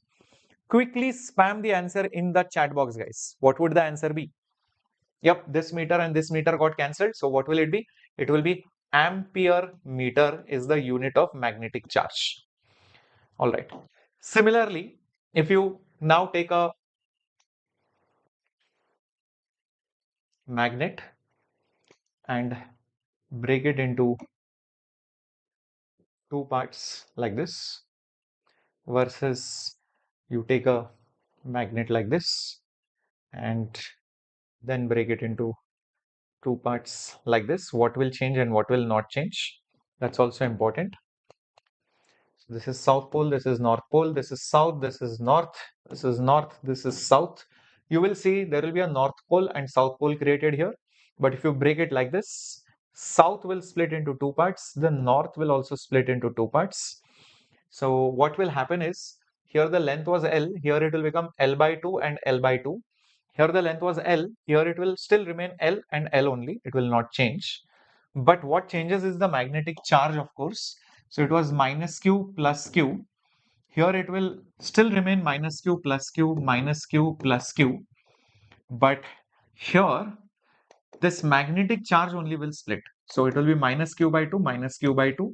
This will be plus Q by 2 plus Q by 2. So magnetic pole strength will reduce when you cut it like that. So keep this in mind. So you're splitting it into two parts like this. Here you are splitting it into two parts like this. If you talk about the magnetic moment, of course, if the magnetic moment was m here, because the length has been halved, it will be m by 2 and m by 2.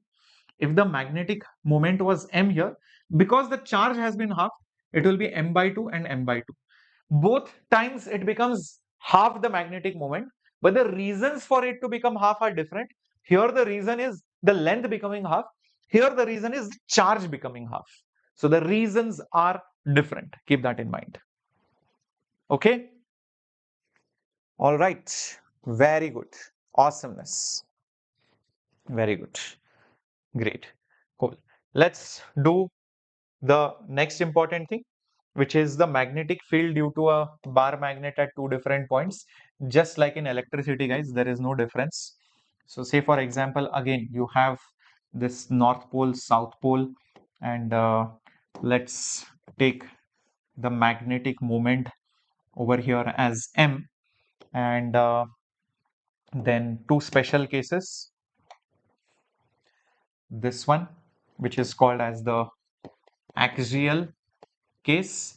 So at this point over here, the magnetic field is mu naught by 4 pi magnetic moment 2 times by your distance q, or basically r cube.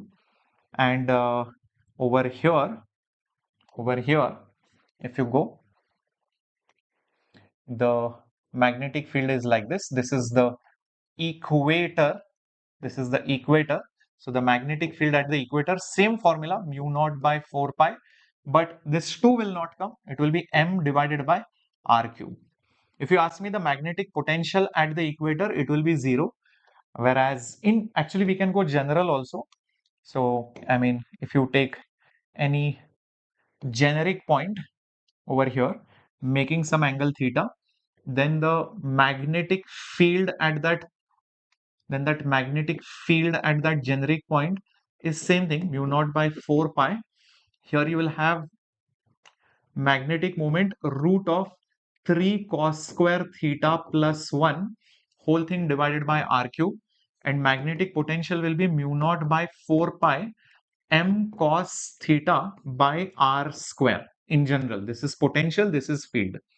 Okay, so the if you put theta as 0, you get axial. For axial position, notice for axial position, theta is either 0 degree or it is 180 degrees. That means on this side also it is axis only.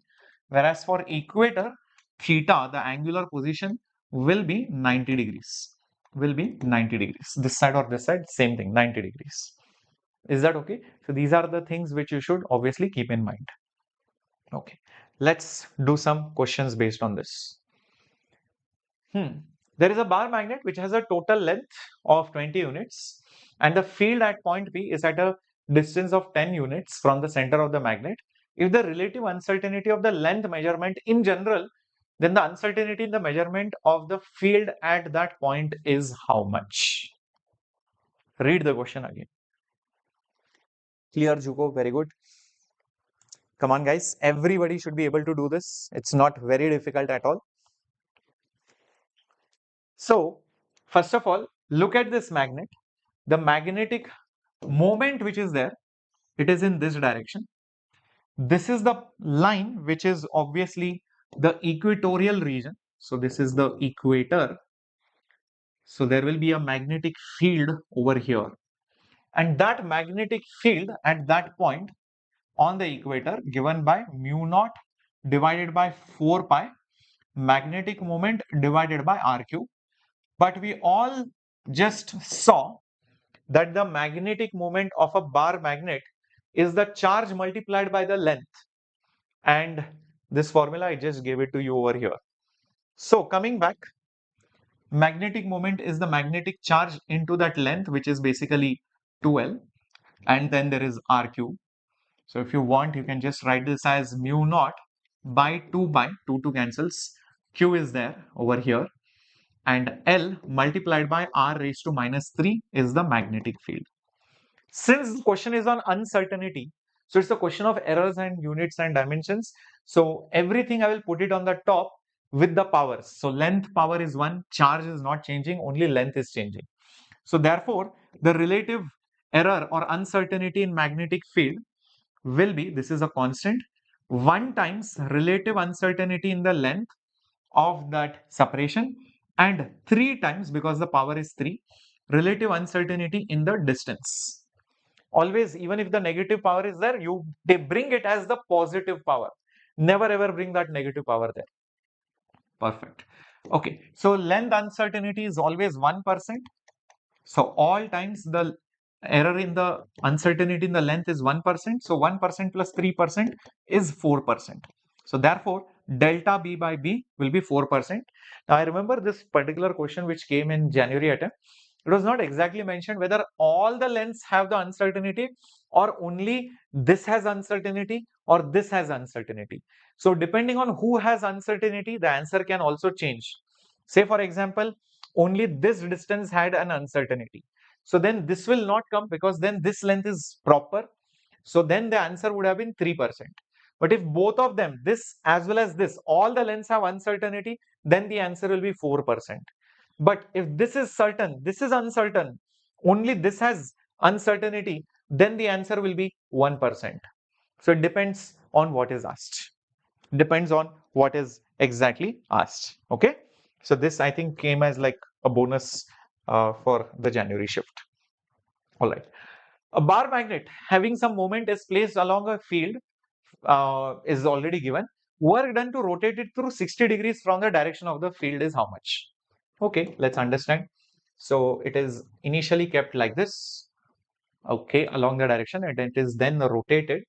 Then it is rotated by 60 degrees. It is rotated by 60 degrees. Remember, the external field is in this direction. Okay.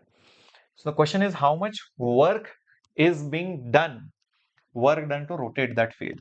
So the work which you do is always the change in the potential energy, which is final energy when it is at 60 degrees minus initial energy when it is at 0 degree. The formula is minus mb cos theta, theta is 60 degree. Again, minus mb cos theta, theta is 0 degree. Now cos 60 is half, so mb multiplied by half, that's the first thing. This is just 1, so just minus mb. Minus minus will become plus, so it will become mb minus mb by 2. So the final answer will become mb by 2. But I have to substitute the values. Without that, how can I get it? So what is the value of the magnetic moment? It is this much. So 2 multiplied by 10 to the power 5. Magnetic field 14 into 10 to the power minus 5. 14 into 10 to the power minus 5. Whole thing divided by 2. So 2 to cancel. So 14 will be there. And Yeah, just 14 should be there as the answer. So 14 joules, I believe. Everyone got it? Answer is option A. Option A. Yes, minus MB cos theta formula. Minus MB cos theta formula. Perfect. Very good. Very good. Excellent. Let's go to the next question, guys. Coming up on your screen. Two magnetic dipoles. Amazing. X and Y are there. And they are separated. X is perpendicular. Moment of Y is a double of X. Particle is passing through that midpoint, angle 45 degree. Find the force on that particle at that instant. Beautiful question, guys. Let's try to understand. One by one, let's solve it. See, this guy is M, this guy is 2M. So for this guy X, if this is the magnetic moment, that will produce a magnetic field like this. So this is the axis of it. So it will give at this particular point a magnetic field here. Let's say I called it Bx. So Bx, because you are on the axis, the formula will be mu naught by 4 pi, 2 times of m divided by distance. So let's say the distance is some d. So whatever, d cube. That's it. So if you're wondering what the hell is d, d is only this much, and this is also going to be d. How do I know that? Because it is mentioned that somewhere that point is in the midpoint. Yes, it's the midpoint p. It's at the midpoint. So the distances will be equal. Now if you take the other magnet, the magnetic moment is like this. The field will go like that. In fact, this point now will become the equatorial point. This point, the field will, sorry, this is wrong. The magnetic moment is like this. The field will go like that. So this is equatorial point. So the magnetic field will be in this direction. So this will be By. So the magnetic field on that point due to the Y magnet, which is on the equator, will be given by mu naught by 4 pi 1 times of the magnetic moment. So just 2m divided by d cube. The magnetic moment itself is 2m. The 2 is not coming from outside anywhere. Best part, both of them are equal, guys. Yes, both of them are equal. If both of them are equal, what will happen? The net magnetic moment will be exactly over here. This is the net magnetic moment, and it will be exactly at 45 degrees. Oh, so what happens because of that, sir? See, if the net magnetic moment is making 45 degrees, and at the same time you are telling me that there is a charged particle which is being thrown exactly in the same direction, velocity is over here, this is the charged particle. So what will happen to V cross B? What will happen to the V cross B? Yes, this particular thing will become zero. That means the force on it will also become a big fat zero. So the answer is option A, I believe. Yep. It is a big question with some scary looking options and a scary diagram. But the best part is the answer is zero. Isn't it amazing, guys? Isn't it amazing? How many of you loved this particular question? Yes, it is amazing, right? Perfect. Cool. Let's go to the next part. Yes, the magnetic materials and those concepts finally. Yeah. So whenever you talk about magnetic materials, you should think about dia, para, and ferromagnetic materials. Ferrero Rocher, the best chocolate. So same way, the best magnetic material. That means it gets magnetized and it attracts the field. It is a permanent magnet, and that is used nickel, cobalt, etc. to make those bar magnets because it supports the external field. Dia, go die, get lost. So it says get lost to the magnetic field, go die types. So if a diamagnetic material is used, then you will notice that it will oppose the external field. Like wood, plastic, paper, they are usually the diamagnetic materials. So they will repel the external field. They will be avoiding that magnetic field. The magnetic field becomes slightly weaker in them. Not just that, in paramagnetic materials, it's slightly opposite to dia. meaning they have slight affection, pyar, para, pyar. Okay, in Hindi they say pyar. So it has some affection towards that external magnetic field. So it attracts it, but not as good as ferro. Ferromagnetic material is the best. It's not as great as a ferro. So para has pyar, affection towards the external field. It helps it. It builds that magnetic field, but not so much. And it is a temporary magnet. Ferromagnetic is a permanent magnet. So the moment you remove the external field, paramagnetism goes off. That I mean that internal field, everything will just vanish. So when you magnetize a material, there might be some orientation of these molecules, atoms, etc. So they might get magnetized, and each small particle will have its own magnetic moment. So if you combine all the magnetic moments and you see the total magnetic moment and divide it by the volume of that material, the total magnetic moment per unit volume is intensity of magnetization. This I is also called as intensity of magnetization, which is also how much magnetic field has been induced divided by mu naught. So this is called intensity of magnetization. Intensity of magnetization. Or sometimes it is just called the magnetization. Magnetization. It is simply called just the magnetization. Okay, very important.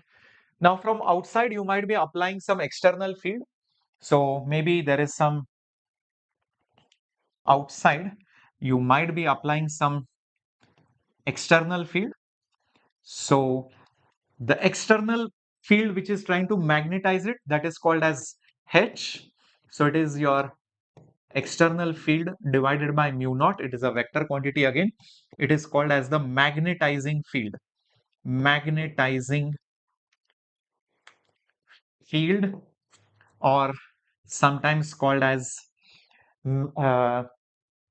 magnetic intensity, sometimes also called as magnetic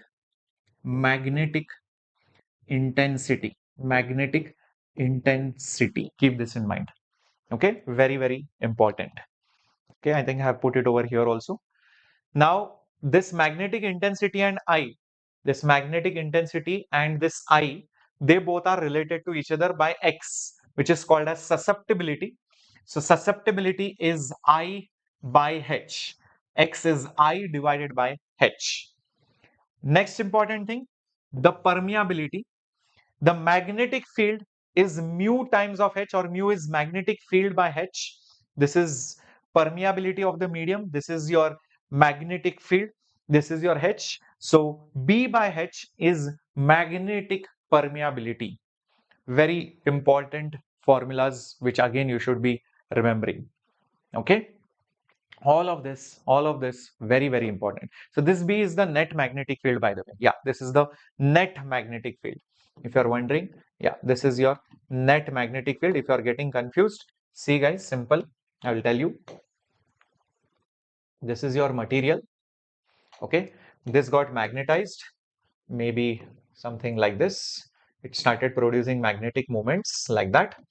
So the intensity of magnetization will be the total magnetic moment divided by your total volume, which is also whatever is the direction of the induced field divided by mu naught. So the magnetic field was induced in this direction. So that is what it is. Maybe there was an external field somewhere like this, because of which it got magnetized. So this is your external field. This is your external field divided by mu naught. That will give you magnetizing field. That will give you magnetizing field. So because of both of them, you will get the net field. That net field is nothing but the vector sum of your external field plus your induced field. So both of them together will give you the net field. Okay. So what is your susceptibility of the material? Susceptibility of the material and permeability of that medium. What are the formulas? Permeability of the medium is nothing but how much is the net field? Yeah, divided by H, divided by your H. Yeah, that is one thing. And X is again, H is there below, but here on the top you have intensity of magnetization. So X is I by H, mu is B net by H. Last important formulas. Susceptibility is relative permeability is 1 plus susceptibility. If you forgot what was relative permeability, it was permeability of the medium by permeability of the vacuum. So this is also again an important thing. So in fact, this slide has almost everything, guys. This will be better slide than any other slide for you. Okay, keep all these things in mind. Very important formulas.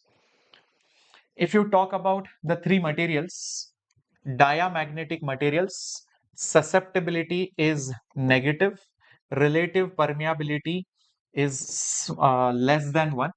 Relative permeability is less than 1, obviously, but more than 0 always. Then you have your paramagnetic materials, which have susceptibility which is small positive. Relative permeability is slightly more than 1. Last thing is ferromagnetic material, whose susceptibility is very large positive number, and relative permeability is much larger than 1. Okay, so these are the three things. In diamagnetic material, there is no dependence on temperature.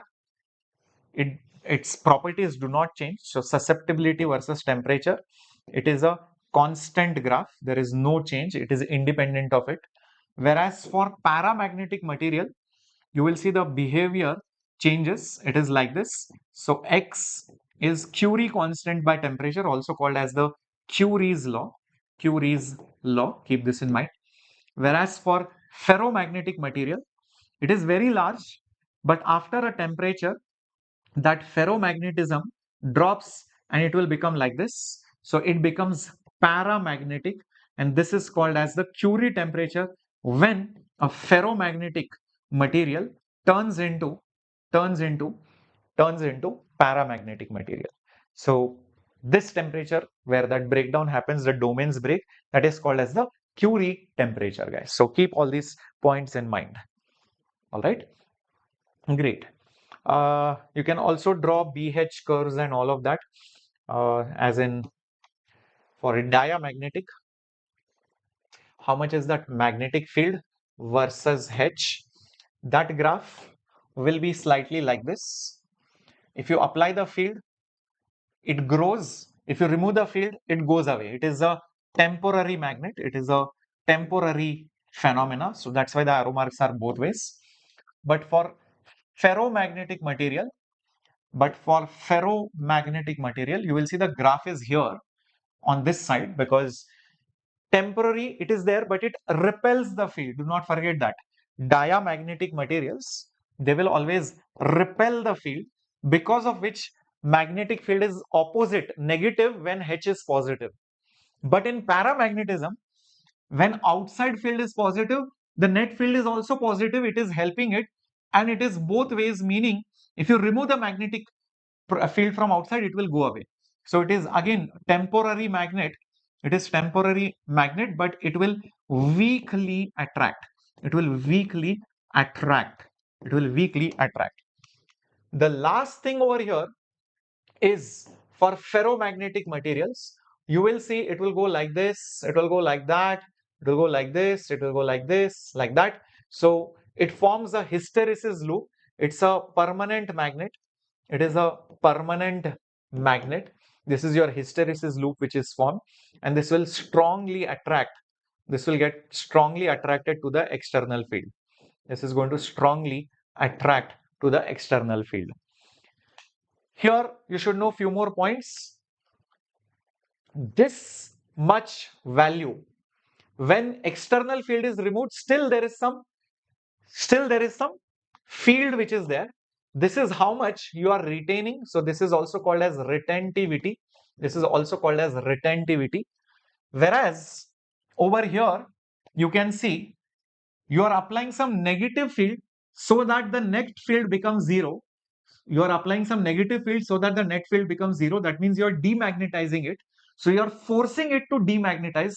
forcing somebody to do something is called coercing. So this is also called as coercivity. Coercivity. This is called as coercivity. Yep. If you measure this area which is there inside this particular loop, area which is there inside this particular loop, this particular area, this particular area gives you an idea of how much loss of energy is there per cycle, per cycle, per unit volume, per unit volume. So the area enclosed by this hysteresis loop, this area in that hysteresis loop, the area in the hysteresis loop tells you how much energy is lost in magnetizing, demagnetizing, and bringing it back to the same state per unit volume. So that is what you get per cycle. Okay, all these are important things, guys. Yep. Definitely, why not? Soul of peace. Okay, let's do some questions, guys. On your screen now, statement based. Paramagnetic substances. Come on, look at the options. See which one of them is correct. Paramagnetic substances align themselves along the direction of external field. 100% correct. They will align themselves. They will attract strongly. No, it is weak attraction. It's not strong. It should be weak. Has susceptibility slightly more than 0? Yes, definitely, that is correct. Move away? No, they will not to a weak magnetic field. No, they will get attracted towards it. So D is also move from a region of strong to weak. Strong to weak, this is wrong. So only A and C, I believe, which is B option. Yes, only A and C are correct. Yeah, this is wrong. It will not go to weak magnetic field. It will actually get attracted towards the magnetic field. Yep, option B. Perfect, guys. Very good. Very good. Moving on to the next question. Susceptibilities of para and ferro increase with the decrease in the temperature. Diamagnetism is a result of orbital motion of electrons of magnets in opposite direction when applied by a magnetic field. Okay, think about it. Susceptibilities of para and ferro increase with the decrease in the temperature. Yes, when you decrease the temperature, then what happens? When you decrease the temperature, susceptibility increases. And remember, ferromagnetic materials, if you heat it, it turns into paramagnetic. So when you cool it, it has come to ferromagnetic and it has a very large susceptibility. Correct. So statement 1, nothing is wrong. This is coming from Curie's law. Yep. What about diamagnetism? Comes because of orbital motion of electrons, because they are spinning in opposite directions. So yes, it is an atomic phenomena. Diamagnetic phenomena is an atomic phenomena because of the electrons developing moments in the opposite direction by the magnetic field. So this is also complete theory based. This is also correct, definitely. So I think both statements are going to be true. Yes, it is correct, guys. Option A. Very good, Juko. Perfecto. Amazing. Proud of all of you. Very good, very good, very good. Cool. So let's go to the next question coming up on your screen. Okay. Yeah. What is it saying? Following plots show magnetizing field, susceptibility, temperature graph. Which combination will be represented by a diamagnetic material? Oh, combination. So I think options are there. Okay. Over here.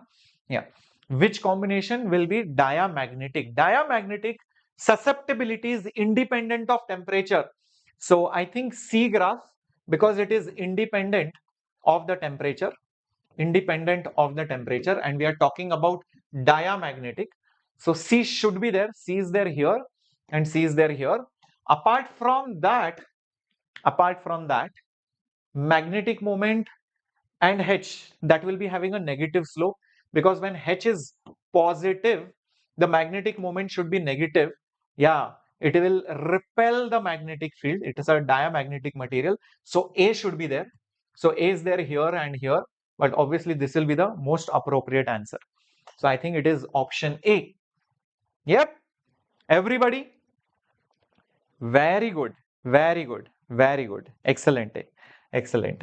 So these are the kind of questions, guys, which are there, and in your magnetic materials, and we have done quite a few questions that would have boosted your confidence, and hopefully it will help you in the upcoming shifts. In the days to come, more problem solving sessions, more intense sessions coming up. So stay tuned on the channel. Do not miss even a single class. Okay. So this was your NT Revenge. More sessions, more amazing content coming just in the next few days. Stay tuned. Make this channel even greater, even bigger, because this channel is working tirelessly only for you. Okay. So make sure that you please talk about this channel and follow all the classes. If you have missed any class, please watch the recordings. Thank you so much, guys. Have a great time, and remember, the entire PDF will be available in the description box of this particular video, just like we have done it for the previous lecture. So when you watch the class, the session PDF comes over here, okay, in the description box. Please check it out. If you want the JEE crash course, still go with it. I would say it will be helpful for your advanced and other examinations. Plus, you are getting the mock tests, yeah, over here. So just go through it. That will be definitely useful for all of you. Okay, cool. Thank you so much, guys. Have a great time. Bye bye. Take care.